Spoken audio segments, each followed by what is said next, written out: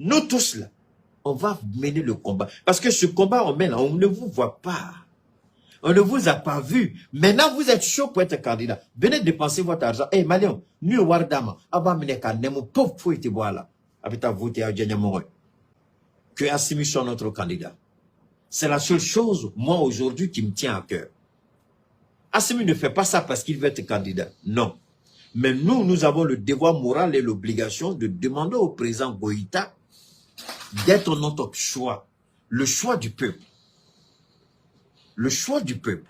Qu'il soit le candidat de la raison. Le candidat de la souveraineté. Le candidat qui a élevé le Mali. Qui a restauré le Mali dans toute sa gloire. Le candidat qui a rebâti notre armée. C'est ce candidat-là qui s'appelle Assimi Goïta. Peu importe. Donc, c'est Assimi que nous, on connaît. Donc, les élections que on dit, les gens parlent beaucoup. Laissez-les vociférer, piailler, crier, hurler.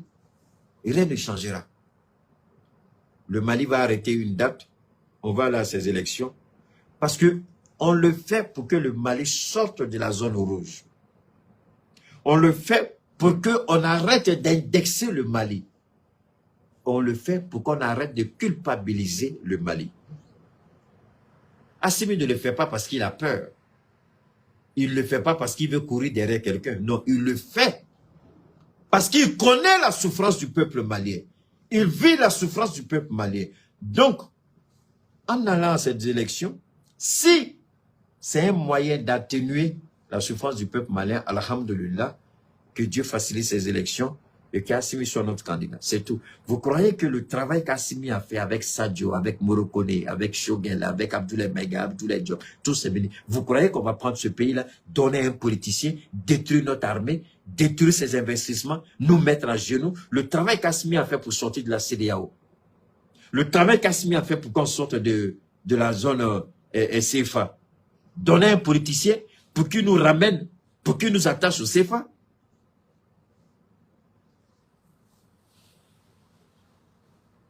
Donc, s'il doit y avoir des élections, c'est important, c'est à eux de décider. Et puis, ce n'est pas seulement organisé. Assimi, le gouvernement a parlé de problèmes techniques, mais ce n'est pas seulement que technique. Il faut que les Maliens puissent s'exprimer. Il faut qu'une grande partie des Maliens puissent s'exprimer. En d'autres termes, il faut qu'on arrive à apporter la sécurité. Dans tous les cas, aucun pays au monde ne peut dire que moi j'organise les élections et que les élections sont une réussite à 100%. Personne. Mais on fait en sorte que les contestations, que les erreurs ne prennent pas le dessus sur le positif. Aux États-Unis, Al Gore, Hillary Clinton, Donald Trump, tout le monde conteste les élections, même aux États-Unis. Donc, ne croyez pas qu'il y a un pays au monde où on ne conteste pas les élections. Aux États-Unis, on conteste les élections. On conteste les élections.